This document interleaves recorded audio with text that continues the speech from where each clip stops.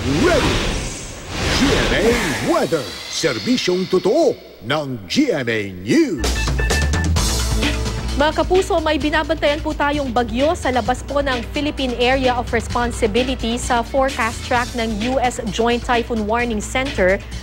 Posibleng sa Martes po, papasok ang bagyong iyan sa Philippine Area of Responsibility. Tropical storm po ito mga kapuso na may international name na Bavi. Kung hindi magbabago ang kasalukuyan nitong galaw, papangalanan nito ng pag-asa na bagyong Betty.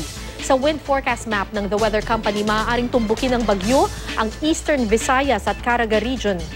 May posibilidad na bahagyang humina ang nasabing bagyo matapos itong mag-landfall. Mga kapuso, posible pa rin pong magbago ang kilos ng bagyong ito sa mga susunod na araw, kaya po manatiling nakatutok sa GMA News TV para sa pinakabagong impormasyon.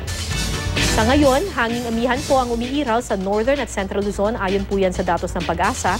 Nagpapatuloy po ang pag-uulan sa mga rehiyon ng Cagayan Valley at mga lalawigan ng Aurora, Quezon at ilang bahagi ng Rizal, Palawan at ng Bicol Region umaga pa lamang base sa datos ng The Weather Company.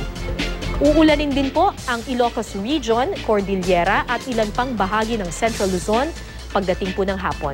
Samantala, maayos na panahon naman ang mararanasan sa nalalabing bahagi ng Luzon. Ang lagay ng panahon ngayong araw sa Metro Manila, ilang bahagi po nito ang may tsansa ng mahinang ulan dakong tanghali.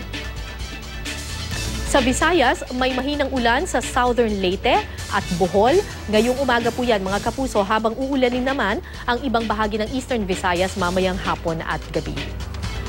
Tingnan natin ang lagay ng panahon sa Mindanao.